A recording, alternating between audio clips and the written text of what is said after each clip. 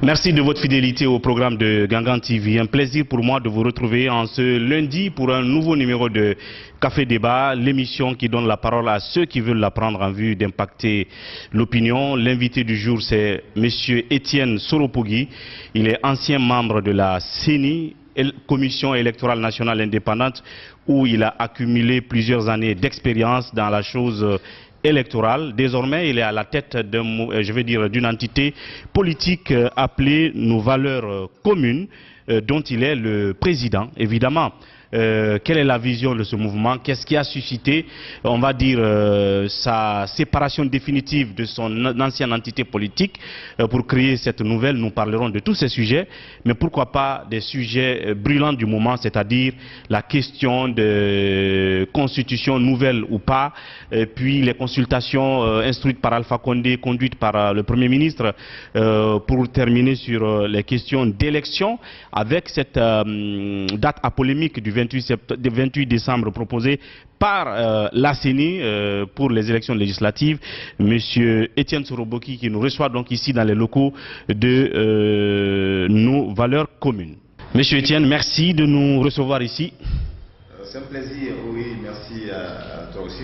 Merci de la disponibilité. Ça fait un bon bout de temps que vous n'étiez pas sous les projecteurs, politiquement parlant, parce qu'à la CENI, on est contraint à un droit de réserve et tout. Maintenant, vous êtes sur le champ politique.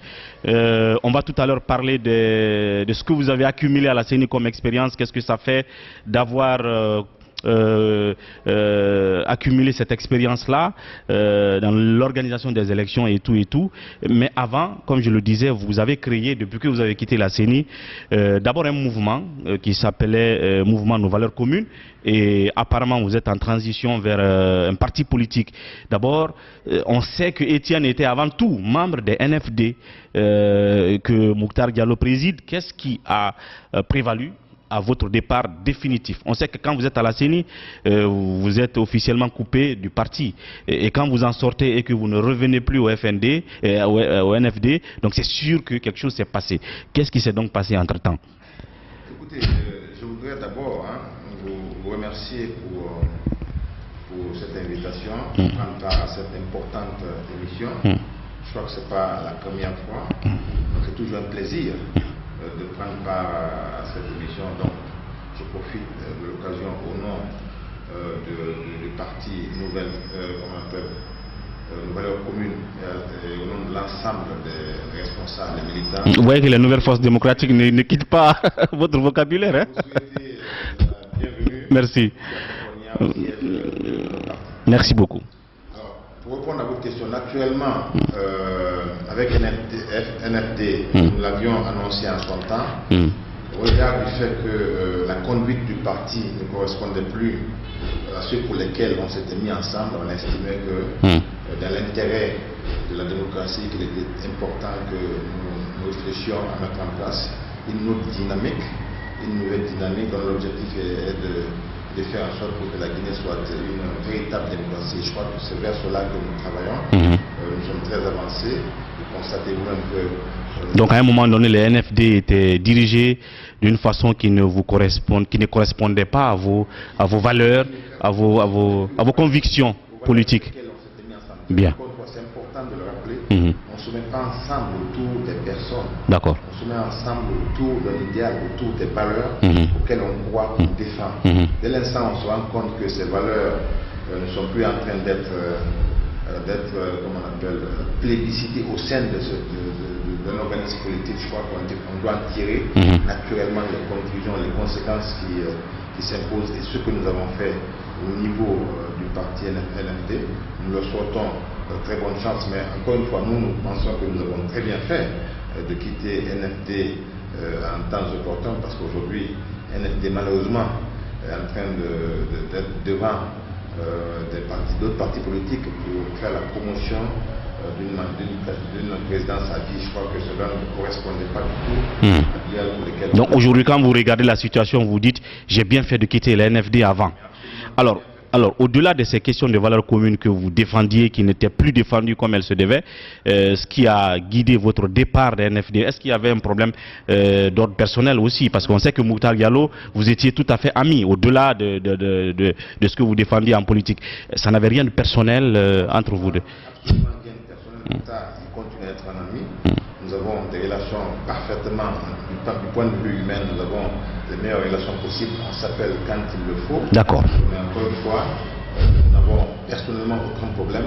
Le problème que nous avons, c'est autour des assises philosophiques, autour de la perception morale, éthique, de la façon dont on conduit la politique. Aujourd'hui, nous pensons que nous n'avons plus, avec Mokhtar et avec NFD, les mêmes assises et les mêmes horizons philosophiques. Pour cela, nous avons estimé qu'il fallait mettre en place une dynamique politique qui correspond mieux à nos valeurs, qui correspond mieux aux principes auxquels on croit. Bien. Maintenant, vous êtes à la tête de nos valeurs communes, qui était d'abord un mouvement. Et dites-nous dans quel contexte vous avez mis en place ce mouvement. Est-ce que effectivement vous avez le statut officiel de parti politique, et sur quel, je veux dire, quel est à ce titre-là votre positionnement politique aujourd'hui? Nous y travaillons. Nous n'entendons pas rester éternellement un mouvement politique. Nous avons le jeudi un rendez-vous au ministère de l'administration du territoire pour procéder au dépôt de l'ensemble des documents statutaires pour que nous puissions entrer en possession de notre agrément. Nous savons que ce n'est pas facile, surtout dans ces jours qui courent, que la délivrance des documents statutaires à une entité politique qui pourrait être vue comme un parti de l'opposition. Extrêmement compliqué. Encore une fois, nous n'avons pas l'intention de prendre des raccourcis. Nous sommes dans une démocratie. Nous sommes engagés en politique pour cela. Nous estimons que c'est le fait de se mettre ensemble en association politique ou en association tout court fait partie des droits qui sont consacrés par notre Constitution. Personne ne peut, personne n'a le droit de nous enfreindre à ces droits-là. Je crois que nous sommes totalement solides dans nos votes. Nous allons, avec les avocats, déposer les documents qui sont déjà conçus, finalisés, validés ici par l'Assemblée constitutive. Nous allons déposer ces documents le jeudi qui suit, et puis après nous attendrons pour que nous puissions entrer en position. Donc à date, nos valeurs communes n'ont pas encore ou n'ont pas en tant qu'entité de statut légal comme parti politique. Vous êtes d'abord... Ok. Nous avons un souci pour la légalité et la façon dont les choses doivent fonctionner au regard de nos textes de loi. Donc je crois que nous sommes soucieux de respecter les textes. Alors, nous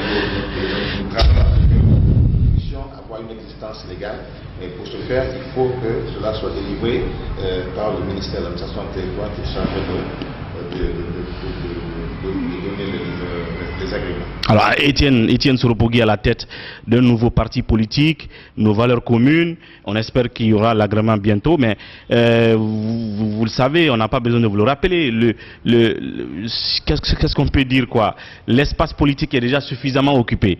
Il y a tellement de partis politiques, et je ne sais pas comment vous pouvez vous installer. Est-ce que vous avez déjà une assise?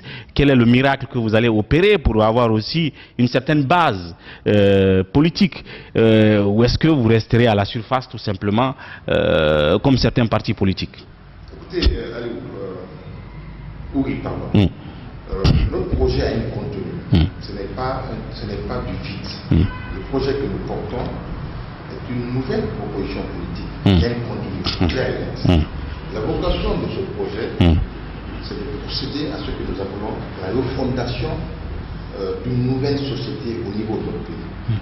Nous avons envie, dans le cadre de ce projet, de réinventer un nouveau type de citoyen bénin.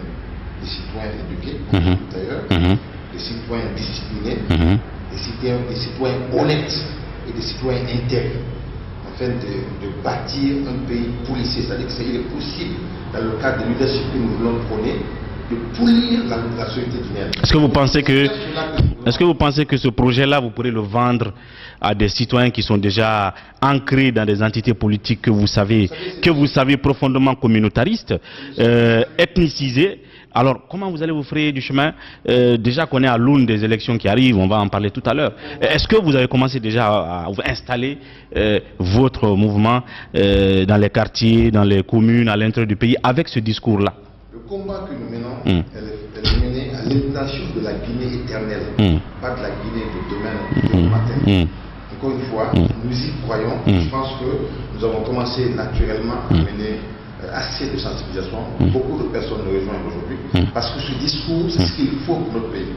Ce discours, c'est ce qui va permettre à notre pays de sortir de sa léthargie, de sa très longue léthargie. Donc déjà concrètement, il n'est pas possible pour notre pays de se développer aussi longtemps que nous continuons à avoir des entités politiques recroquevillées autour des groupements identitaires. Il ne sera pas possible pour notre pays. Donc je crois que le salut de notre pays est de faire en sorte que nous puissions mettre en place des entités politiques au sein desquelles on aura déconstruit le système qui a pris toutes les entités politiques, sociales et économiques de notre pays en otage. Donc je crois que c'est vers ce travail que nous menons au sein de ce projet politique qui commence à être compris par même un certain nombre de leadership politique social.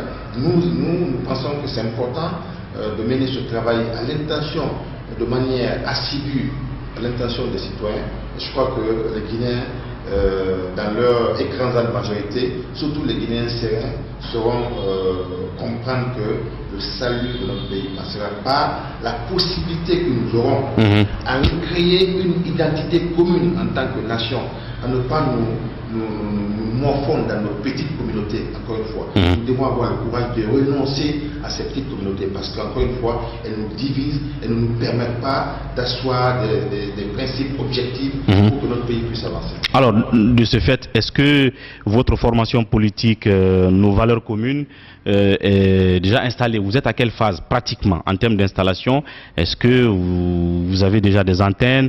Vous avez les bureaux? Est-ce que tout ça a obéi aux démarches démocratiques d'élection des uns et des autres? Qu'est-ce que vous avez déjà fait en termes d'acquis de ce parti, nos valeurs communes? À ce stade-ci, nous sommes en train d'installer les structures nationales. Naturellement, parce qu'encore une fois, les structures ne sont que provisoires. Les structures nationales sont en train d'être installées doucement. Au niveau de l'intérieur du pays, vous avez beaucoup d'autres endroits où les structures ont été installées de manière plus ou moins provisoire. Il nous appartiendra d'aller au niveau de ces localités-là pour procéder à des installations ne serait-ce que formelles. Nous avons, depuis que nous avons lancé le projet, encore une fois, le lancement officiel n'a pas été fait. Nous sommes en phase nous sommes en train de préparer le lancement officiel qui n'a pas été fait encore jusqu'ici. Nous nous réjouissons d'ailleurs que sans que nous ayons lancé ce projet, aujourd'hui il est déjà attiré des attentions. Donc je crois que nous allons juste après le dépôt au niveau du ministère de l'Administration du territoire de la demande d'agrément, nous allons procéder ici même à Somphonia, au niveau du siège, procéder au lancement officiel de notre parti. Je crois que juste après ça, nous allons nous lancer sur le terrain pour procéder à l'installation des demandements et des infrastructures du parti. Voilà, la formation, nos valeurs communes qui donc serait sous peu la nouvelle née des partis politiques en Guinée si toutefois Bourema Condé faisait vite pour leur donner leur agrément avant bien sûr les élections législatives. Et tout ce qu'on peut comprendre en termes de valeurs, de vision défendue par cette formation politique, nos valeurs communes, à sa tête Étienne Soropogui. Et on va donc observer une petite pause, derrière on se retrouve pour parler d'actualité, de sujets brûlants. Le Club des Métis pour la prévention des conflits et le maintien de la paix, en partenariat avec la Commission électorale nationale indépendante, CENI, et la collaboration de Wassolon Agency Communication, organise la première édition du tournoi de football des partis politiques. Pour promouvoir le fair play politique en vue d'instaurer un climat de non-violence dans la pratique de la politique en Guinée, 16 partis politiques se donnent rendez-vous autour du cuir rond. Quel parti politique remportera cette première édition du tournoi de football des partis politiques? Rendez-vous en septembre 2019. Institution républicaine et non gouvernementale, associez votre image à cet événement inédit. Contact 624 26 92 42, 664 24 61 06. Merci donc de nous retrouver dans cette deuxième partie de Café Débat. Comme vous pouvez le constater, à mes côtés, Monsieur Étienne Soropogui, qui nous reçoit ici dans les locaux de la formation politique Nos Valeurs Communes. Évidemment, nous avons parlé dans la première partie des raisons qui ont prévalu à la naissance, la création de cette formation politique, la vision donc de ce parti politique, évidemment. Maintenant, on va parler d'actualité, notamment de consultations que Kassouri était en train de mener ces derniers temps. Il se trouvait que la consultation elle a été officiellement fermée et que le Premier ministre doit remonter les recommandations au président. Vous, est-ce qu'à un moment donné, vous avez été contacté? Et d'abord, comment vous concevez la démarche de cette consultation-là? Non, je crois qu'il faut, à ce titre, rappeler que nous valeurs communes en tant que parti, nous appartenons à l'opposition plurielle. D'accord. Je crois que dans ce sens, dans ce cadre, nous avons été contactés par nos pairs de l'opposition en vue d'échanger sur les questions liées. Vous êtes dans l'opposition républicaine ou plurielle? L'opposition plurielle. Voilà. Nous pensons qu'aujourd'hui, l'opposition n'a pas le droit à se segmenter. D'accord. On a plus ou moins intérêt à se retrouver autour d'une seule entité. Je pense que c'est ce qui permettrait, au regard des risques que nous encourons et des menaces que subit notre démocratie, il est important que l'opposition puisse se retrouver au sein d'une entité. Et je crois qu'à notre niveau, c'est vers cela que nous militons. Il n'est pas prudent. Et je crois qu'il est totalement anormal de continuer à rester au sein de plusieurs entités, chacun dans son coin. L'objectif qu'il faut viser, c'est d'être dans un même ensemble politique. C'est extrêmement contre-productif de se diviser de ce point de vue-là, parce qu'il y a un combat commun qui est amené, qui est un combat qui vise même ce qu'on appelle l'âme de la Guinée, l'ADN de notre pays. Quand l'ADN de notre pays est touché, on n'a plus intérêt à vouloir regarder son intérêt personnel, il faut pouvoir regarder l'intérêt de notre pays. Ce qui reste clair, l'opposition, ça c'est des bonnes intentions que vous avez, mais elle reste fragmentée. Parce que Sidia Touré est de son côté avec son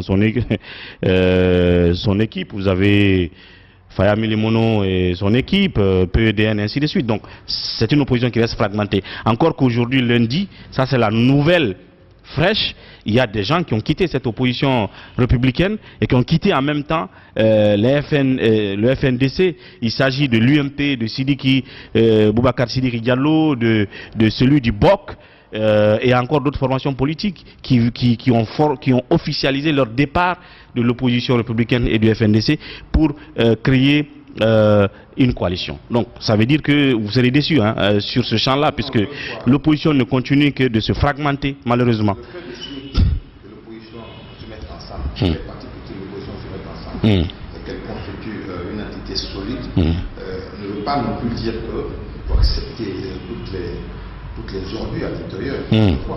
Oui, mais ça ne veut pas dire que certains quittent qui sont des ordures.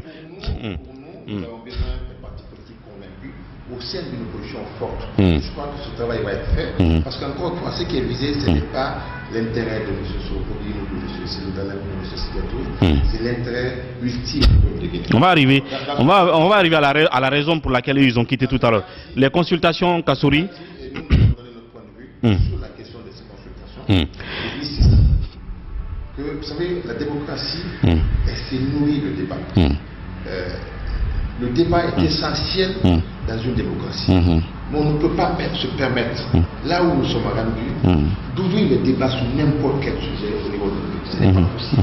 Alors, si vous voulez, ouvrons le débat sur la possibilité de tenir, de faire un coup d'état si on veut, il faut qu'on soit sérieux. Donc, vous pensez que c'est blasphématoire que de dire qu'on va ouvrir le débat autour d'une question de nouvelle constitution ou pas? Le débat qu'on veut ouvrir, et personne n'est Dieu. Le débat consiste à permettre à un individu de s'éterniser au pouvoir. Et ça, cela n'est pas acceptable. Oui, mais Alpha Condé ne l'a pas dit clairement dans son discours pour dire Kassouri. Non, ouais, mais ça c'est ce que vous pouvez appeler l'implicite, le non-dit. Mais on ne peut pas se baser sur le non-dit pour juger d'un fait.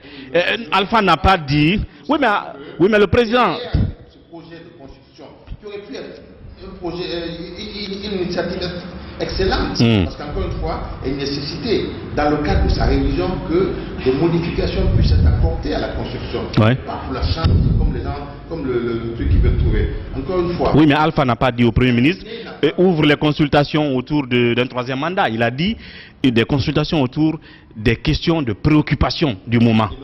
C'est ce qui est à la Constitution et les élections. Nous estimons que le fait d'y avoir rajouté les questions liées à la Constitution, c'est fait exprès pour que demain on dise oui, les Guinéens ont été consultés. Et que bon, naturellement, dans une démocratie, tout le monde n'a pas les mêmes points de vue. Et qu'aujourd'hui, la majorité. Ils sont obligés de rajouter. Et si vous suivez bien, l'agenda initial a dû être réaménagé à la fin, parce qu'on s'était rendu compte qu'en réalité, la plupart des personnes qui avaient fait l'objet de consultation, en réalité, soit ne s'étaient pas prononcées sur la question, soit étaient contre la proposition qui a été faite. Bien. Finalement, ils étaient obligés d'aller chercher la question des bouchers, l'association des bien. Non. Non, eux, ils ne sont pas venus. Il y a certains qui sont d'accord. Les hommes d'affaires, par exemple, ont dit qu'ils sont d'accord. Alors donc, votre parti, les mouvements, je veux dire les valeurs communes, n'était pas du tout partant pour ces consultations. Ça, c'est clair. Pas intéressé par ce genre de petits jeux qui ne font pas honneur à notre pays. Bien. Je crois que et parce que vous pensez qu'Alpha Condé, sont totalement en lambeau. Il y a assez de choses qui sont totalement des préoccupations majeures de la population. Je crois qu'on devait pouvoir se concentrer sur ces questions et permettre à Alpha Condé, pour lesquels nous avons un respect. Attention, c'est important de le rappeler. Alpha Condé, nous avons un respect pour son combat. Nous avons un respect pour son parcours politique. Alpha Condé fait partie à un moment donné des leaders africains qui, des figures africaines en termes politiques. Je crois que c'est important qu'on permette à ce monsieur-là, d'aller se reposer normalement. Nous, jeunes, nous puissions aller le voir de temps en temps pour prendre des... Comme le faisait avec Mandela. Ce qui est en train d'être fait n'est ni bien pour lui, ni bien pour la Guinée. Je crois que je vous fais une confidence. Alpha Condé, un jour, j'étais avec Mouktar, on l'a demandé, Monsieur le Président, à l'époque il n'était pas président. Il était opposant. Nous sommes en train de faire une tournée au niveau de l'Europe. Merci de nous passer votre carnet d'adresse. En termes de boutade, il a dit, mais vous êtes malade, hein, c'est comme ça, vous êtes malade. Parce que j'ai cherché pendant des années, parce que je vais vous donner ça, pendant 40 ans, je vais vous donner ça, on en a rigolé. C'est parce qu'on a du respect pour son combat. Bien.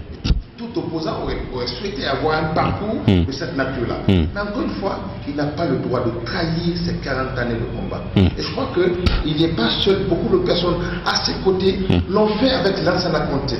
Vous vous rappelez des Mozalak, des Kozalak. Aujourd'hui, Lansana Conté est couché au lac à Foué-Carrière et à Dubouéka, tout seul, personne n'est libre. Aujourd'hui, ils sont en train de faire la même chose avec ce vieillard-là. Je crois qu'il doit être sauvé. Et nous sommes en train de le... Qui doit sauver Alpha Condé alors? Vous pensez qu'il est perdu? Vous pensez que ce qui arrive là, il n'est pas conscient? C'est de renoncer à ce projet. Ce n'est pas bon pour lui. Ce ne sera pas bon pour lui, ni aujourd'hui, ni demain. Bien. Alors, donc on connaît la position de Étienne Soropogui et donc de sa formation politique sur ces questions-là. Maintenant, on va parler d'élections en tant que telles. Je l'ai dit tout à l'heure, vous avez passé plusieurs années, je ne sais pas combien exactement, 6 années à la CENI, ce n'est pas petit. Avant de parler de cette date à polémique, déjà, qu'est-ce que vous retenez de votre passage dans cette institution? Parce que vous êtes désormais un ex-commissaire de la CENI pour avoir accumulé 5 ans d'expérience en matière d'organisation d'élections et avec une responsabilité qui était la vôtre, c'est-à-dire des opérations. Qu'est-ce que vous avez retenu de votre passage dans cette institution? Je crois que j'ai servi au sein de la CENI, j'ai servi la Guinée avec dignité et loyauté. Je ne suis pas en train de dire que j'ai servi un parti politique ni un individu. Au sein de la CENI, j'ai servi la Guinée avec loyauté et dignité. Et je l'assume. Et j'en suis fier. C'était pas évident. Vous savez, quand on est au sein d'une institution de cette nature, ce n'est pas évident de tenir un certain nombre de positions, parce qu'encore une fois, il y a une certaine tendance qui est faite au niveau des compétiteurs qui est naturelle, de vouloir caporaliser. Absolument. Il appartient de ne pas laisser aller à ce genre de jeu. Des fois, ce n'est pas facile parce que initialement, vous y avez été envoyé par des amis politiques à vous, puis après, qui souhaitent que vous travaillez pour leur compte et pour... Mais le principe du serment veut que... Et de vouloir se détacher. S'émanciper de ce genre de choses, ce n'est pas évident. Vous savez, des fois, ça peut être perçu comme une trahison. Mais nous avons estimé qu'au regard des valeurs que nous défendons, c'est important que nous nous concentrons à défendre les principes et à défendre les valeurs. Naturellement, chacun, en défendant les principes et les valeurs, chacun peut trouver son compte. Des fois, on était critiqué par la mouvance, des fois, on était, je parle même de ma personne, j'étais critiqué par l'opposition, simplement parce que, au regard des prises de position qui devaient être les miennes à l'époque. À un moment, on vous a considéré comme si vous aviez finalement été acheté par Alpha Condé et que vous ne pouviez plus garder vos liens avec vos partis de l'opposition. C'est comme ça qu'on vous a considéré à un moment. Mais ça, ce sont les perceptions des uns et des autres. Maintenant, alors, après 5 ans, on vous enlève, pas vous seulement, d'autres, j'ai un parti quand même qui a aussi fait plus un expert électoral, et bien d'autres gens qui ont accumulé ces années d'expérience en matière de processus électoral. Moi, je vais dire, comment vous avez perçu cette démarche-là des partis politiques de tout le temps changer des CENI et envoyer des gens bleus en la matière? Est-ce qu'on aurait plutôt fait mieux de maintenir une CENI composée par des gens comme vous qui ont déjà de l'expérience, c'est-à-dire que vous dépolitisez d'une manière ou d'une autre et que vous devenez tout simplement des experts électoraux, et en ce moment on a une administration électorale qui n'a pas de coloration politique? Est-ce qu'il nous fallait ce type de CENI, ou est-ce que ça vous a plu en disant c'est naturel, chaque fois qu'on change de CENI, au désidérata des formations politiques? Écoutez, je crois que mon point de vue, elle rejoint ce que vous dites. Mon point de vue sur la question de la coloration, de la composition de la CENI, au niveau de nos CENI, au regard de la petite expérience que j'ai eue en interne, c'est important de privilégier le choix des compétences techniques. C'est important. Parce que malheureusement, dès l'instant que vous faites le choix des compétences ou même d'une représentation politique, vous aurez des difficultés pour pouvoir dérouler de manière sereine et technique les opérations. C'est vrai que ça renvoie à la question de la nature des différentes commissions électorales. On les appelle les OGE. Les OGE sont de la nature, elles peuvent être une composition mixte, peut être une composition étatique ou totalement indépendante. Ce qui est important à l'intérieur de ces organismes-là, c'est que leur travail puisse s'adosser sur des principes directeurs, qui sont notamment l'impartialité, l'indépendance, la transparence. Je crois que si, quelle que soit la nature de votre composition, quelle que soit la nature... Si ces conditions-là existent, dans le cadre du déroulé technique de vos opérations, je crois que vous remplissez les critères de oui, mais à chaque période donnée, changer les gens qui composent cette institution, est-ce que ça ne crée toujours pas des problèmes? Parce que imaginez celui qui vient à votre place, à la CENI, comme responsable des opérations, il vient comme un élève, il doit apprendre. Au moment où les autres ont besoin d'avancer, lui, il a besoin de comprendre. Et s'il ne comprend pas, il envoie une mauvaise alerte à son parti politique qui fait un scandale, alors qu'il n'a tout simplement pas compris. Est-ce que vous ne pensez pas qu'il y a problème à ce niveau-là? Vous savez, ça renvoie à la question de pouvoir garder les mémoires institutionnelles. Au niveau de l'ensemble des ressources, c'est important que cette mémoire puisse être maintenue. Je crois que même au niveau des lois, on aurait pu introduire à l'intérieur, je crois que c'est ce que la mouvance a fait, faire en sorte qu'on ne renvoie pas tout le monde, permettre à ce que... parce qu'on doit aussi changer. Ou tout au moins qu'on vous consulte à un moment donné. C'est important de changer un peu. Les gens ne doivent pas rester dans des endroits comme à la CENI éternellement. Éviter de maintenir les gens éternellement. Tu n'as pas rentré dans un système compliqué que on ne comprend pas. Par contre, on devrait pouvoir faire le changement de manière un peu plus rotative, ne pas permettre qu'on change totalement, voilà. Faire doucement le changement de nature à ce qu'on permette à de nouveaux de rentrer et à des anciens d'y rester pour passer la main doucement aux autres. Mais sinon, moi, le président actuel de la CENI m'avait sollicité pour être je le dis là encore, un des consultants ou son conseiller principal. D'accord. J'ai pu décliner l'ordre parce que j'avais un projet pour la Guinée dans le cadre politique. Voilà. Maintenant, on va parler toujours d'élection, de la date du 28. D'accord. Et bien entendu que je demanderai à Kébé. Alors, le 28 décembre, pour les élections législatives, ça fait débat aujourd'hui. Beaucoup de partis de l'opposition pensent que c'est irréaliste et irréalisable, à moins que ce soit des élections bâclées. Et d'ailleurs, ils pensent que c'est le calendrier d'Alpha Condé. Si jamais on ne fait pas de référendum, il veut qu'on passe par là et qu'il ait une assemblée à sa guise et se donner toujours cette nouvelle constitution. Qu'est-ce que vous pensez déjà techniquement de la faisabilité de ce chronogramme-là présenté par Kébé? Non, ce chronogramme n'est pas techniquement raisonnable. Je crois que je l'ai dit ailleurs. Ce chronogramme est tout sauf un chronogramme techniquement tenable. Je crois que ça fait partie des choses que je suis en train d'annoncer tantôt.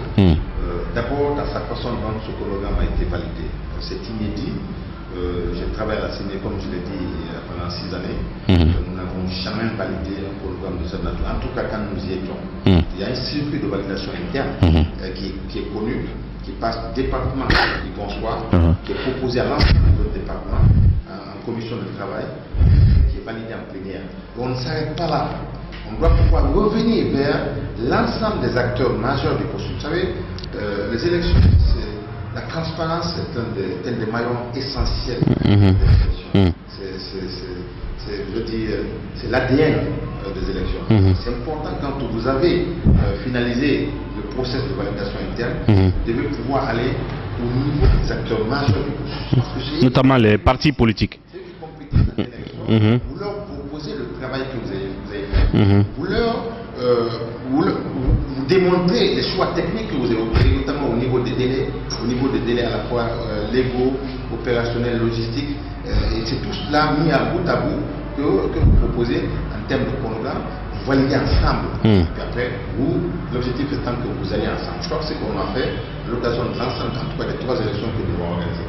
Et puis après, si vous voulez, on peut entrer à l'intérieur de ce chronogramme pour démonter totalement les choix techniques qui ont été opérés. Donc vous pensez que c'est un calendrier complaisant? Encore une fois, c'est de dire on fait sans faire. On bâcle. Ça va être tout simplement bâclé. Parce que quand vous... La sincérité des résultats faits. Parce que si on décide de faire et qu'on ne le fait pas normalement, naturellement l'objectif... Non, quand par exemple les gens qui sont à la CENI maintenant vous disent après la retraite de Kindia, on avait dit qu'on a 200 et quelques jours, ce qui tomberait sur le mois de novembre. Maintenant qu'il y a eu juste un mois de décalage, on recule pour aller vers décembre, donc en quelque sorte on rattrape. Qu'est-ce que vous dites en ce moment-là? Que ce n'est pas toujours réalisable? Non, ce n'est pas possible. Vous savez, les opérations de révision, c'est un cadre à la fois les opérations d'enrôlement, la remontée des données, comment on appelle, la centralisation de toutes ces données en centrale, le fait de pouvoir produire les cartes, tout ça qu'on appelle les opérations de révision. Le législateur a prévu que ces opérations, dans le cadre de leur déroulé ordinaire, puissent se faire en 3 mois. Là, nous sommes en face d'un scénario où nous sommes obligés d'aller vers une opération exceptionnelle de révision, dû au fait qu'il y a 4 générations de Guinéens qui ne sont pas dans le fichier. C'est-à-dire qu'il y a 4 années qu'on ne fait pas de révision, dû au fait qu'il a été demandé dans le cadre de l'audit du fichier que l'ensemble de ces 6 millions de 0,40 000 Guinéens qui sont dans le fichier doivent repasser devant les cadres pour vérifier leur profil au niveau de ces cadres. Ça ne peut pas se faire en 25 jours si on a envie de faire un travail normal. S'ils vous disent que... Bon, maintenant, c'est pas possible. Ok, non, attendez. Non, s'ils vous disent que ce n'est pas possible dans le schéma du déroulé normal, c'est-à-dire où vous mettez une machine, parce que vous savez que vous avez 3 mois. Maintenant, puisque c'est exceptionnel et qu'il n'y a plus de temps, ils vous disent que là où on met une machine habituellement, on va mettre 2 machines. Et si on voit que c'est encore petit, on met 3 machines pour aller vite. Est-ce que avec ce scénario aussi, ça peut marcher? Oui, parce que là, j'ai écouté un commissaire qui disait, c'est vrai, en temps normal, il faut 3 mois, mais à la place d'une machine pour 3 mois, pour 25 jours, on mettra 2 ou 3 machines, et que les machines sont disponibles. Dans ce cas-là, est-ce que ça veut dire que c'est possible? Non, je crois que ce n'est pas possible. Encore une fois, c'est vrai qu'après, quand on veut aussi se donner, si on veut aussi faire en sorte qu'on avance, on se donne naturellement les moyens pour pouvoir avancer plus vite. Je crois que les moyens qui sont donnés, on le sait très bien, ne permettront pas de boucler les élections à la date indiquée. Ce n'est pas possible. Encore une fois, au-delà même de ce que je dis, beaucoup de délais, à la fois techniques et logistiques, ont été assez compressés. C'est une pratique au niveau de nos institutions électorales, mais liée à l'agenda des partis politiques, notamment de la mouvance. Il faut pouvoir être en mesure de ne pas succomber à ce genre de demandes formulées par l'exécutif, leur dire la vérité. Et je crois que c'est l'un des qui doit dire la vérité le président surtout de la CENI, celui qui est souvent sollicité pour jouer le jeu du parti au pouvoir, notamment le président de la République. Naturellement, dans le politique, il a son agenda, il a son projet. Vous qui avez prêté serment, vous qui êtes une institution qui est en charge de pouvoir jouer la stabilité au niveau du pays, vous devez pouvoir être à équidistance avec l'ensemble des acteurs. Vous savez, même la façon dont le chronogramme a été validé, ça n'a pas été fait avec les acteurs, on l'a validé à chose. On est juste allé montrer au Premier ministre, puis après on a dit ok, vous pouvez aller. Ce n'est pas comme ça que ça se passe. Bien. Le Premier ministre et les membres du RPG, donc il se trouve qu'ils sont compétiteurs, au même titre que les autres. La validation se fait dans un ensemble mixte de la classe politique. Ça ne saurait se faire seulement au niveau de tout cela, malheureusement porte un discrédit sur le processus et grève de manière dangereuse la confiance qui est l'épicentre des élections. Alors, en parlant d'élections, on ne pourrait pas tout dire avec vous aujourd'hui, surtout en parlant de tout ce que vous avez vécu au sein de cette institution. On prendra le temps là-dessus prochainement. On va terminer sur la question de gouvernance globale. Qu'est-ce que vous tirez comme bilan globalement de cette gouvernance de 9 ans maintenant d'Alpha Condé et des successifs premiers ministres qui se sont succédés, et la question notamment du 28 septembre qui est une actualité brûlante, avec ces 2 facettes de date honorable à travers l'indépendance qu'on a eue, mais l'autre aussi à travers les douloureux événements du 28 septembre, notamment le massacre du stade. Oui, je ne voulais pas tomber dans les critiques faciles. Je crois que Alpha, en tant que président, a su apporter des choses au niveau de notre pays. Il y en a qui sont bonnes, il y en a qui ne sont pas bonnes. C'est vrai qu'après, je crois que c'est en cela que nous ne partageons pas les mêmes assises philosophiques. Il y a eu assez de ratés. Le pays aujourd'hui est totalement en lambeaux. Mais je crois qu'il y a eu des choses qui ont été faites qui ne sont pas mauvaises en soi. Mais il doit partir pour permettre à une personne de venir continuer l'œuvre. C'est comme ça un pays se construit, c'est comme ça un pays se bâtit. Chacun y met sa pierre et on continue avec. Je crois que c'est important que cela soit fait. Par rapport à ces événements du 28 septembre, je crois qu'on ne peut pas faire confiance à ce gouvernement de mener ce procès-là. Tout simplement parce que ce gouvernement est en train de poser les bases de notre crime de masse au niveau de notre pays. C'est-à-dire que, si vous vous rappelez, ce qui s'est passé le 28 septembre 2019, j'étais un des acteurs, notamment avec, au sein des RFD. Nous venions plus ou moins de lancer ce mouvement politique. Nous étions un des acteurs majeurs de ces événements. Ouais. Je crois que nous savons les raisons pour lesquelles nous nous sommes rendus au stade pour dire non à Dadis. C'était parce qu'ils voulaient trahir les principes qui font notre vie. Ils voulaient se maintenir. Aujourd'hui, on est en train de reproduire les mêmes choses après 10 années. Donc je crois que c'est le moment de dire que les gens, en réalité, c'est des criminels, parce qu'ils savent très bien que les peuples de Guinée, dans sa partie intelligible, va s'opposer à ce projet. Bien. Naturellement, ils n'auront que le choix de venir tuer ces populations-là qui vont se révolter contre ce genre de projet. Donc je crois que nous, demain, comme ça, on pense que nous avons en face un régime criminel qui va venir tuer... Donc reproduire le même schéma du 20... Je crois qu'il ne peut, ce n'est pas à eux de régler ce problème. Bien. Encore une fois, arrangeons-nous pour que la transition en douce se passe, permettre au futur président de la République de mettre avec en toute sérénité les questions liées à ce procès. C'est important. Vous savez, les Occidentaux qui nous accompagnent dans le cadre de ce projet doivent encore interpeller. C'est rien de vouloir forcer que Alpha Condé... Les partenaires, les États-Unis, l'Union européenne, et ainsi de suite. On sait derrière que c'est eux qui sont en train de bousculer pour que ce procès ait lieu. Bien. Encore une fois, ce procès ne peut pas avoir lieu dans les conditions actuelles, parce qu'on sait très bien que ceux qui sont supposés conduire ce procès, ils sont exactement en train de faire la même chose que ce qui s'est passé en 2010. Et en parlant de la gouvernance, pour terminer, un qualificatif justement, la gouvernance globale, comment vous la qualifiez après 9 ans? Le pays est en lambeau. Donc c'est une gouvernance ratée, catastrophique. Totalement raté. Je crois que ça explique le fait qu'il faut permettre à une nouvelle génération, à une nouvelle équipe de prendre le relais pour amener le pays vers de meilleurs horizons. Bien. Et de nous construire parmi ceux-là. En 2020.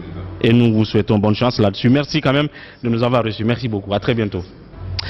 Voilà à tous et à toutes. Merci de votre attention. C'est tout pour ce numéro de Café Débat. À bientôt et prenez soin de vous. Au revoir.